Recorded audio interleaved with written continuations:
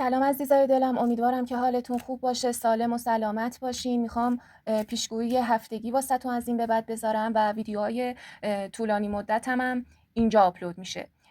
بریم واسه پیشگویی این هفته، ماه به ماه میریم جلو. اول واسه فروردینی جان عزیزم. خب کارت هایی که اومده 8 گیشنیز، 9 پیک، 10 پیک، 9 خشت و شاه خشت. این هفته واسه فروردینی ها هفته عبور از فشار ذهنیه به سمت ثبات عملی. اول فال سنگینه، وسطش خسته کننده است، ولی آخرش محکم و حساب شده. یعنی اولش نفس تنگیه، آخرش نفس راحت. خب حالا بریم از نظر احساسی ببینیم کارتا بهمون چی میگن. 8 گیشنیز. 8 گیشنیز تو فال فروردینی جان به ما چی میگه؟ میگه احساس هست، علاقه هست، ولی از نوعی که هنوز ترجیح میدن کنترلش کنن، نه ابراز. یه نفر بیشتر توی رابطه تو فروردینی جان، حالا یا خودت یا طرف مقابل، بیشتر ناظره تا اقدام کننده. 9 و 10 پیک چی میگه؟ اینجا ذهن شلوغ میشه، دلگیری، فکر زیاد، حرفایی که تو دل مونده یا یه ناراحتی که گفته نشده. برای مجردا فکر کردن به رابطه‌ایه که یا تموم شده یا بلا تکلیفه، و برای کسایی که متأهل هستن یه سوء تفاهم، خستگی احساسی یا فشار روانی از سمت یکی از طرفین وجود داره. کارت چهارم 9 خش. 9 خش به ما چی میگه؟ 9 خش یه فاصله امنه، نه قهره نه وصل کامل. یعنی طرف مقابل داره میگه یکم وایسا، بذار خودم رو جمع کنم. و کارت آخر شاه خش. خبر خوب این که کارت آخر شاه خشت اومده. این شاه یعنی فردی بالغ، منطقی و قابل اعتماد، وارد تصمیم گیریتون میشه. اگه شخصی تو فال هست نیتش جدیه، حتی اگه احساسش رو دیر نشون بده. یعنی طرف مقابلت اگه شاه خش باشه نیتش راجع به تو جدیه. این هفته احساسات از حالت آشوب میره به سمت تعریف چارچوب. نتیجه احساسی چی میگه؟ میگه اگه سردی هست موقته، قطع ارتباط کامل نیست. این فال بیشتر فکر کردن رو به ما نشون میده تا تموم شده. راجع به مسائل کاری و مالی چی میگه به ما؟ راجع به مسائل کاری و مالی 8 گیشنیز رشد تدریجی رو به ما نشون میده، پروژه‌ایه که آهسته جلو میره. 10 پیک چی رو میگه؟ 10 پیک فشار کاری، خستگی ذهنی، شاید حجم مسئولیت زیاد باشه. 9 خشت چیه؟ 9 خشت درآمد ثابت اما نه خیلی. پول میاد ولی با احتیاط خرج میشه. و شاه خشت، این کارت واسه مسائل مالی عالیه. نشونه ثبات، قرارداد، فرد با نفوذ یا تصمیم مالی درسته. اگه دنبال کار، وام، توافق یا صحبت رسمی هستی، این هفته یا خیلی نزدیک بهش یا تو همین هفته اتفاق میفته. نتیجه این فال مالی چی میگه؟ میگه الان سخت میگذره ولی پشتش امنیت پولیه. عاقلانه خرج کنین، سودش میاد. حالا بریم از نظر حال روحی ببینیم کارتا به همون چی میگن و پیام کارتا به ما چیه. فروردینی جان، کارتا به ما چی میگن؟ میگن فروردینی جان احساسات تو انکار نکن، ولی فرمونم دستش نده. فکر زیاد هست، دلخوری هست، تصمیم عجولانه نه. و در آخر شاه خش سفارش میکنه منطقی باش، عجله نکن، چیزی که قرار پایدار باشه با فکر ساخته میشه. هشدار فال چیه بهت؟ میگه بحث احساسی وسط خستگی ذهنی نکن. تصمیم مالی احساسی نگیر. اگه سکوت دیدی معنیش بی اهمیتی نیست، معنیش فکر کردنه. جنبندی کلی فال فروردینی ماهی واسه این هفته چی میگه؟ اولش سنگینه، وسطش خسته کننده است، ولی خب آخرش با تصمیم درست و فرد حسابی جمع میشه. بریم واسه اردیبهشت ماهی عزیزم. اردیبهشت ماهی عزیزم، فال این هفته تو به همون چی میگه؟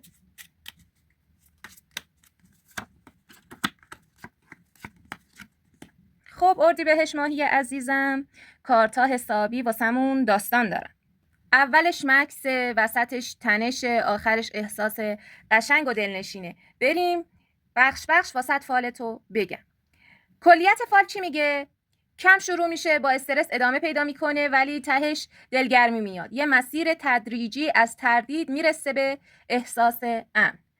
الان بریم واسه تفسیر کارتا برای فال احساسی و عشقی. 2 گیشنیز، شروع آرام یک رابطه یا ادامه رابطه‌ای که تازه داره جون میگیره. 2 نفر هستن که هنوز دارن همدیگر رو میسنجن، علاقه هست ولی با احتیاطه. 5 پیک، 5 پیک یه دلخوری، بحث ذهنی یا ناراحتی نگفته است. ممکنه یکی دلش گرفته باشه اما نخواسته مستقیم بگه.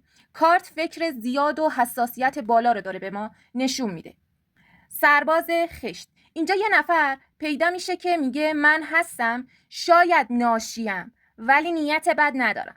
رفتارش کامل نیست ولی قصدش جدیه.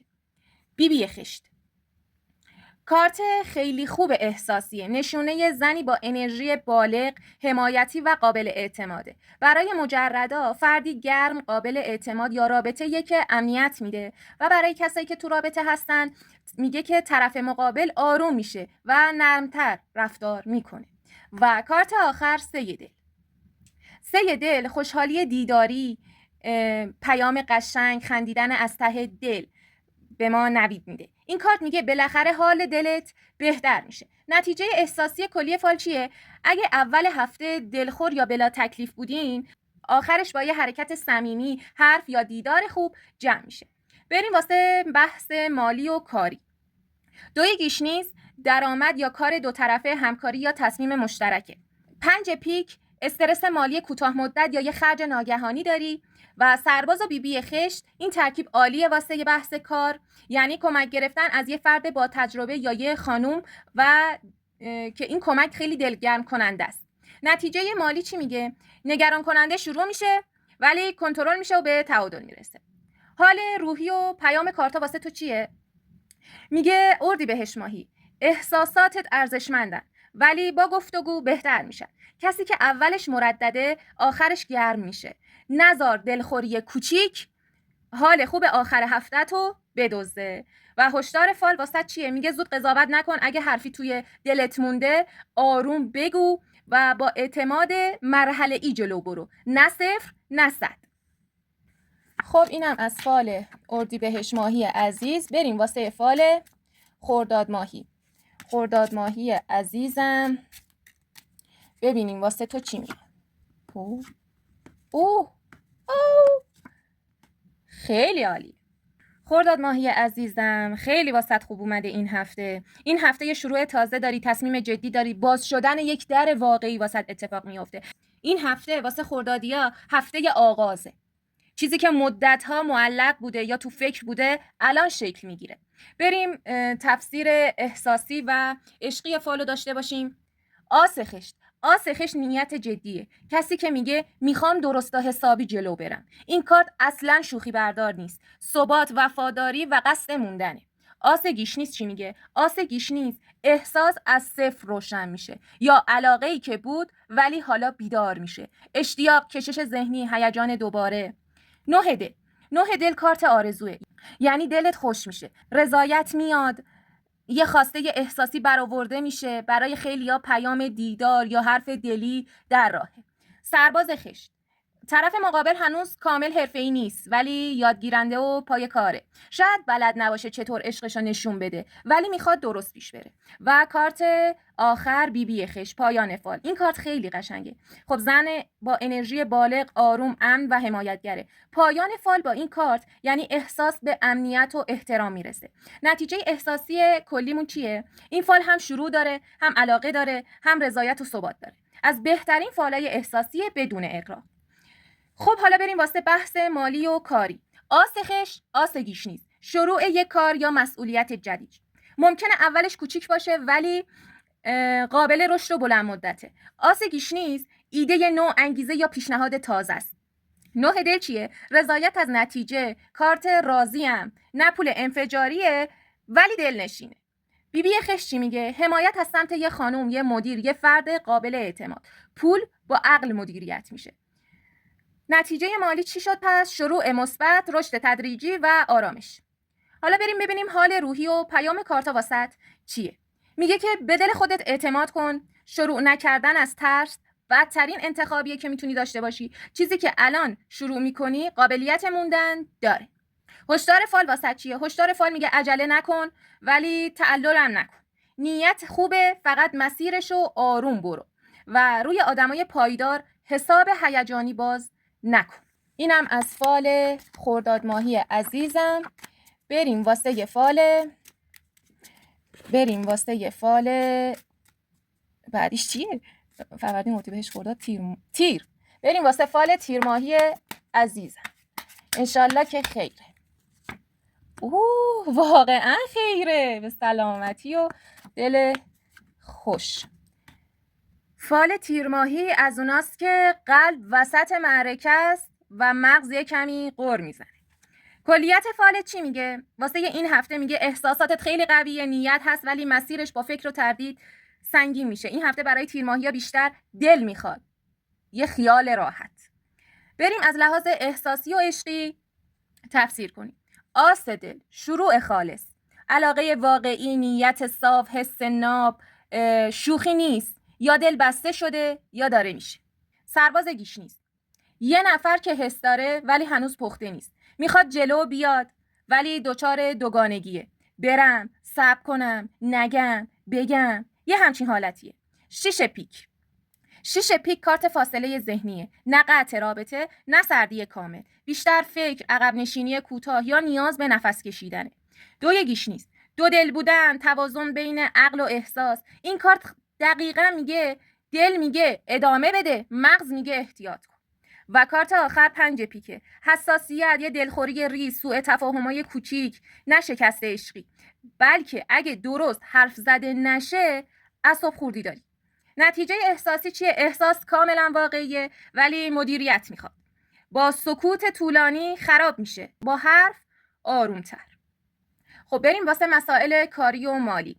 سرباز و دوی گیشنیز، کار یا تصمیم مالی نیمه کاره و دودلی در انتخاب مسیر رو داریم. 6 پیک چیه؟ تعویق و تأخیر یا گیر اداریه. 5 پیک استرس مالی کوتاه مدت یا نارضایتی از نتیجه است. و خب کلیت فال مالی چی میگه؟ این هفته بهتر تصمیمات بزرگ مالی نگیری. همه چیز موقتیه و رد میشه. حال روحی و پیام کارتا واسه چیه؟ میگه دلت این هفته حساسه، ذهن شلوغه، نیاز واقعی به حرف زدن داری. فال میگه فشار ذهنی و تو خودت نگه ندار. هشدار فال واسه چیه؟ سوء تفاهم احساسی نزار بزرگ بشه. زود برداشت منفی نکن و اگه دلت میلرزه دلیلش ترسه، نه بی‌علاقگی. خب اینم از فال تیر ماهی عزیزم. بریم واسه ماه بعدی،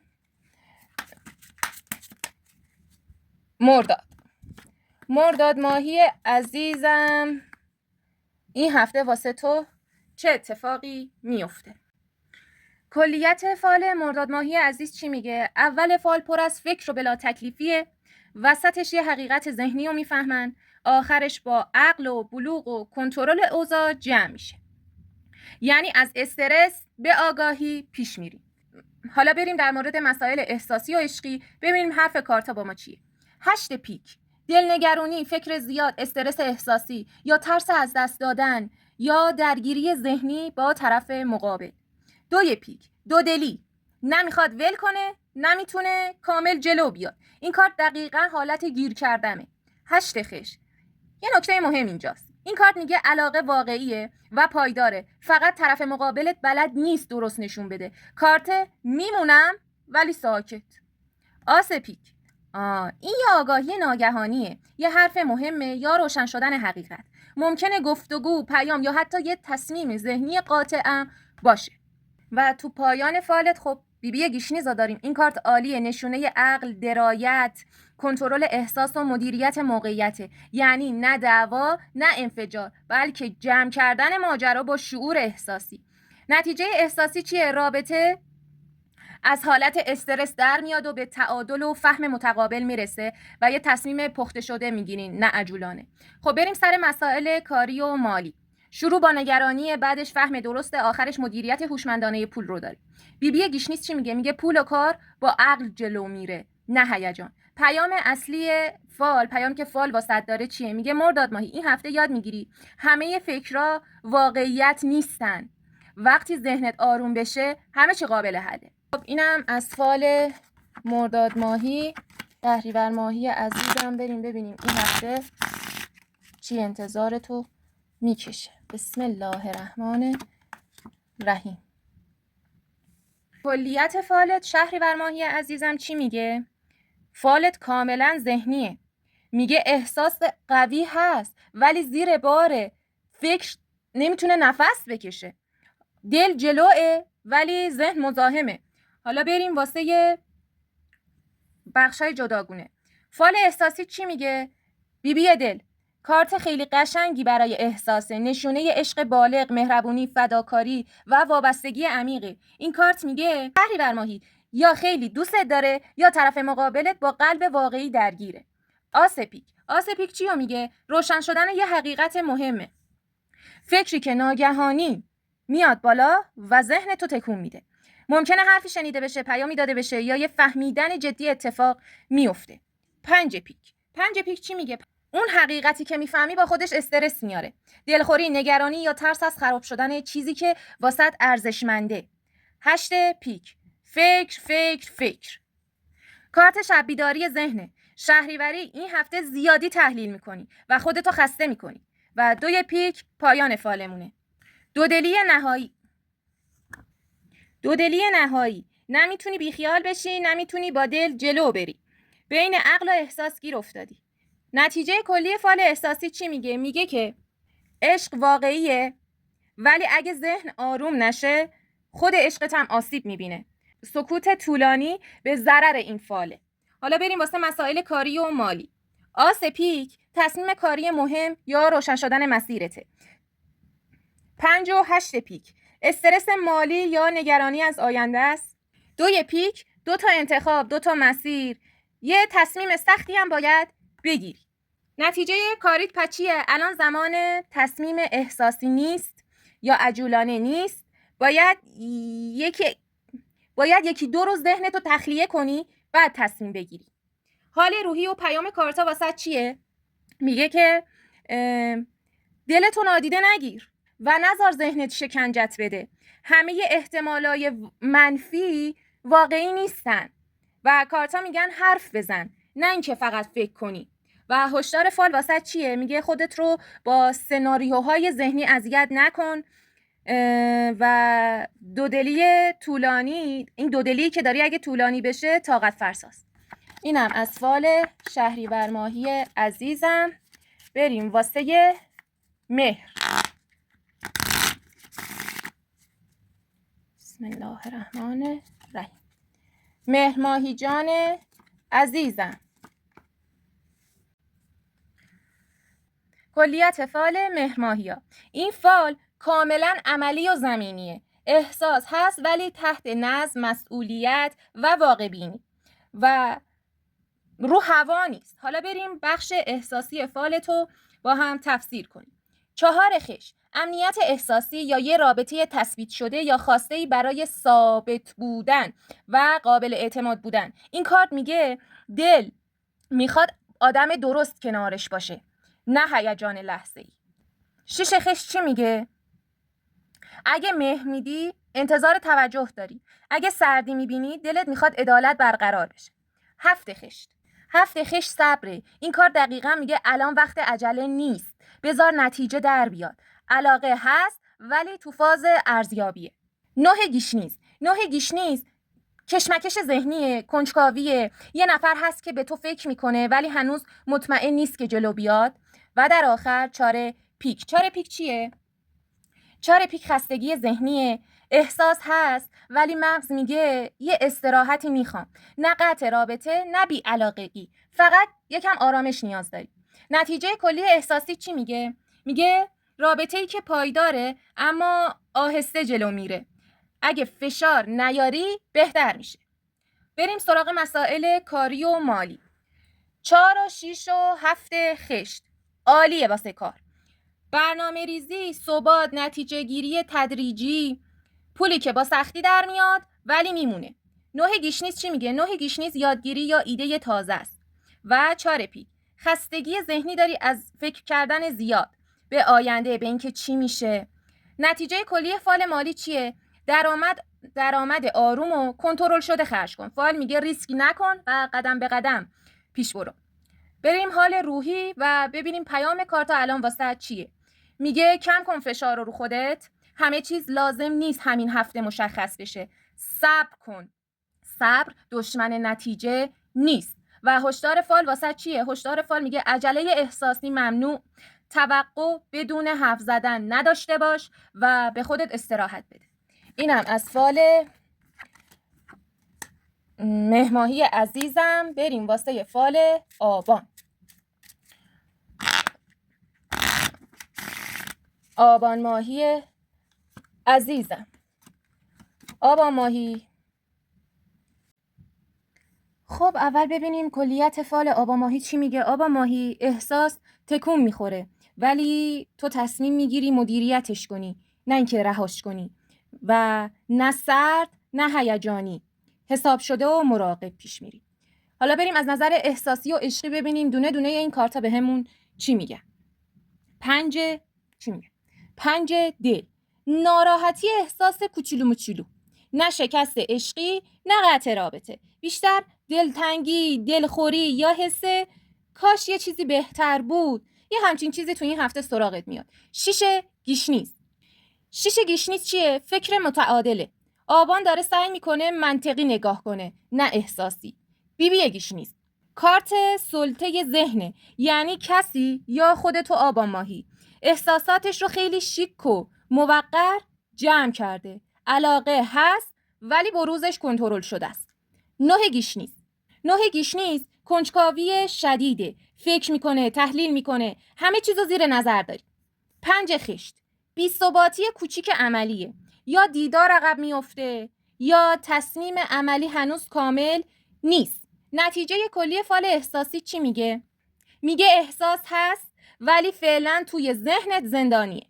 آبان ماهی تا مطمئن نشی قدم عملی بر نمیداری. حالا بریم ببینیم همین کارتا واسه مسائل کاری و پولی چی بهمون میگه. 6 و 9 گیشنیز عالیه واسه یه فکر، مذاکره، برنامه، اینجور مسائل. 5 خشت یه نوسان کوچیک مالی یا یه تغییر تو برنامه هات اتفاق میفته. نتیجه کلی مالی چیه؟ میگه یه تصمیم عقلانی و جدی میگیری که هنوز کامل اجرا نشده. این هفته بیشتر زمان فکر کردنه تا عمل کردن. و حال روحی و پیام کارتا واسه چیه؟ میگه ناراحت بودی انکارش نکن، بذار تحت کنترل عقل باشی و عجله اوضاع رو شلخته تر میکنه. حالا هشدار فال واسه چیه؟ هشدار فال بهت میگه سرد به نظر نرس و شفاف باش. فکر زیاد بدون اقدام اذیت کننده است. یه قدم کوچیک عملی لازم داری. انشالله که پرخیر و برکت باشی. آبان ماهی عزیزم. بریم واسه یه فال آذر. آذر ماهی عزیزم. ببینیم این هفته واسه تون چی افتاده. کلیت فال چی میگه به ما آذر ماهی؟ 2 تا آس اومده، 2 تا ده هم اومده. یه موضوع مهم به نقطه سرنوشت سازت میرسه و پایان با شاه پیک چی میگه؟ حکم عقلو داره، تصمیم نهایی، حرف قاطع. حالا بریم تو مسائل احساسی و عشقی. آس خش چی میگه؟ یه شروع جدی داری، یا نیت برای ساختن یا نگاهی واقع‌گرایانه به آینده رابطت داری. این کارت شوخی نداره، میگه اگه هستیم درست باشی. 10 پیک. 10 پیک فشار ذهنی بالای، فکر زیاد، استرس، ترس از خراب شدن یا از دست دادن داری، یا ترس از دست دادن کنترل داری. آس دل. آس دل احساس کاملا واقعیه. عشق هست، نیت پاکه و قلب وارد ماجرا شده. کارت بعدی 10 دل. خیلی خوشیومنه. رضایت احساسی، خوشحالی احساسی، نقطه اوجه. این کارت میگه امکان خوشبختی با این آدمی که الان هستی کاملا واقعیه. و کارت آخر شاه پیک. یا خود تو آذر ماهی یا طرف مقابلت کسیه که میاد حرف آخر رو میزنه و تکلیف رو روشن میکنه. این تصمیم منطقیه حتی اگه احساسی باشه. و نتیجه احساسی چی میگه؟ میگه عشق هست، آینده میتونه باشه، ولی فقط اگه با تصمیم شفاف و بالغانه جلو بریم. بازی و بلا تکلیفی فالتو نابود میکنه. خب حالا بریم واسه مسائل کاری و مالی. آس خشت شروع مسئولیت یا موقعیتی تازه است. 10 پیک فشار کاری شدیده و استرس ذهنی زیاده. 10 دل رضایت از نتیجه در صورت دوام آوردن و شاه پیک تصمیم مدیریتی و رسمیه که انتظار تو میکشه. نتیجه کاری مالی چی میگه؟ میگه این هفته سنگینیه، ولی اگه رد بشه به اون رضایتی که میخوای میرسی. اول هفته تحمل، تصمیم، آخر هفته رضایت و دلگرمی. حالا ببینیم حال روحی و پیام کارتا واسه چیه. میگه از فکر زیاد نترس، نشونه اهمیت موضوعه. احساسات تو انکار نکن و آخرش تصمیم گیری بالغانه بگیر. هشدار فال واسه چیه؟ هشدار فال میگه از تصمیم گیری فرار نکن که این بدترین گزینه است واسه. تعویق زیاد فرصتاتو میسوزونه و شاه پیک یعنی حرف آخر باید زده بشه. امیدوارم که شاد و پرروزی باشی آذر ماهی عزیزم. بریم واسه فال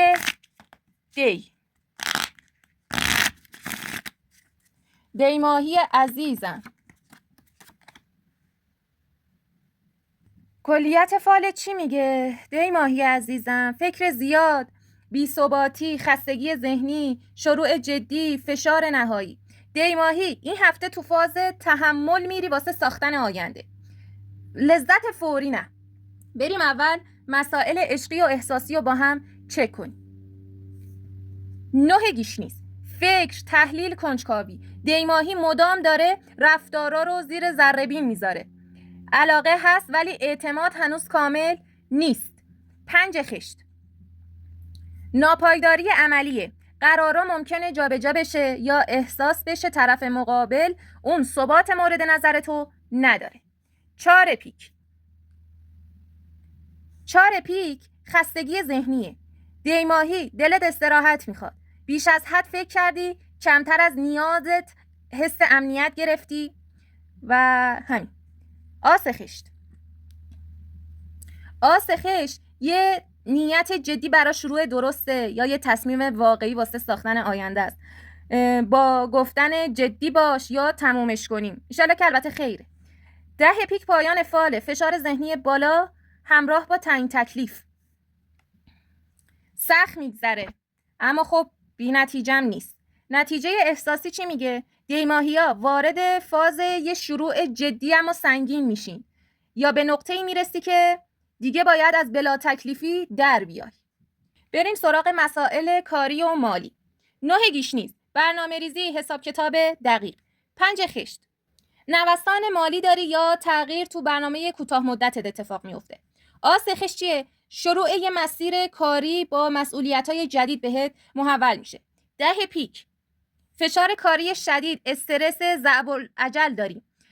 نتیجه کلی فال کاری چی میگه؟ شروع خوبه ولی سنگینی ذهنی در ادامه همراهت خواهد بود و این هفته برای تحمل و پایه‌گذاریه و نتیجه فوری که میخوای این هفته محقق نمیشه. حال روحی و پیام کارتا واسط چیه؟ فال میگه فکر لازمه ولی نه در حد فرسودگی. دی ماهی قوی تر از این فشاری هستی که روته. آخرش یا ثبات میاد یا خلاص شدن. هشدار فال واسه چیه؟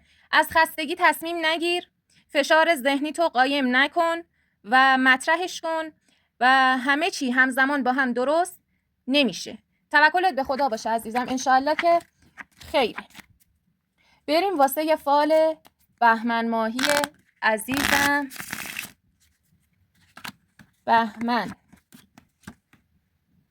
بهمن ماهی فال چی میگه؟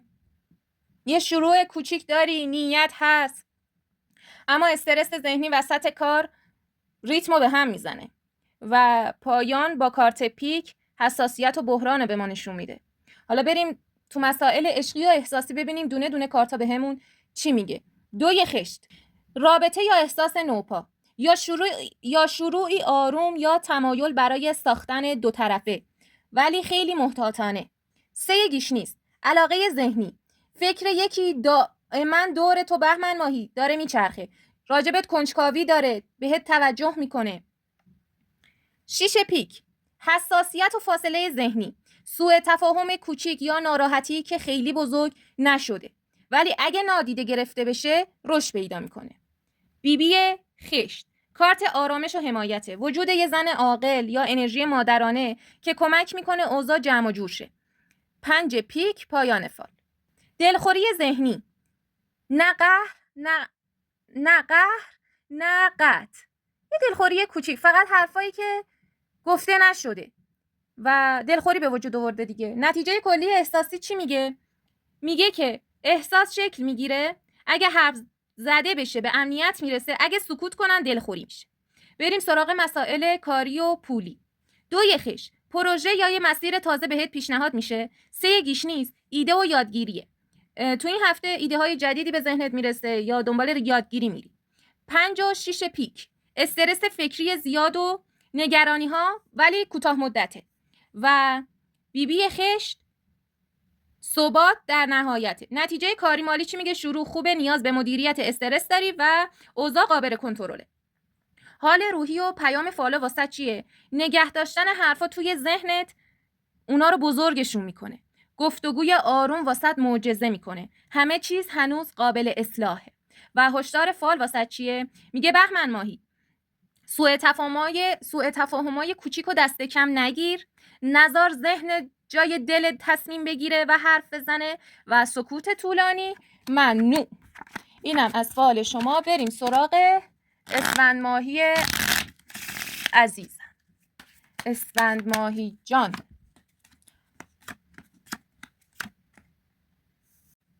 فال قشنگیه ولی عمیق، از اونا که یواش یواش دلو میبره. کلیت فال چی میگه؟ میگه ذهن تو کنترل، نیت شفافه و پایان با رضایت قلبی همراهه. حالا بریم تو بحث احساسی و عشقی ببینیم هر کدوم کارتا چی میگن. 4 گیشنیز تمرکز و بررسی. اسفند ماهی داری با دقت نگاه میکنی، نه رویا پردازی. این کارت برای اسفند خیلی مهمه، یعنی احساست داره بالغ میشه. بیبی گیشنیز کنترل احساسی با عقل، یا خود اسفند یا طرف مقابل. کسیه که احساساتشو درست، محترمانه و حساب شده مدیریت میکنه و این کارت امنه. 2 گیشنیز 2 طرفه فکر کردنه. مکالمه ذهنی، سبک سنگین کردن، من و تو با هم، نه من علیه تو. کارت بعدی آس خشت نیت جدی برای شروع یا تثبیته. اینجا میگه که حس قرار زمین بخوره و ساخته بشه. و کارت آخر 9 دل، کارت پایانی خیلی خوبه. رضایت قلبی، خوشحالی، آرزوی برآورده شده. این کارت یعنی دل اسفند آخر هفته لبخند میزنه. نتیجه کلی فال احساسی چی میگه؟ یکی از بهترین فالای احساسی این سری بود. نه هیجانی نه خالی، عاقلانه شروع میشه و با دلخوشی تموم میشه. بریم سراغ بحث کاری و مالی. 4 و 2 گیشنیز برنامه ریزی و تصمیم عاقلانه است. آس خشت شروع مسیر کاری یا پروژه جدیدی بهت داده میشه. 9 دل رضایت از نتیجه است. کلیت فال چی میگه؟ حرکت درست و آرام در آخر بهت حس خوبو میده. نه استرس شدید، نه ریسک بیجا. حالا حال روحی و پیام کارتا واسه چیه؟ این بار ذهنت علیه دلت نیست. بلوغ احساسی داری و نتیجه ارزش ثبت کردن رو داره. هشدار فال واسه چیه؟ بیش از حد تحلیل نکن، اجازه بده خوشحالی اتفاق بیفته و کنترل خوبه ولی وسواس نه. اینم از پیشگویی این هفته واسه شما عزیزای دلم. امیدوارم که سالم و پرروزی و سلامت باشین. واسه گرفتن فال اختصاصی بیاین اینستاگرام. خدافظ.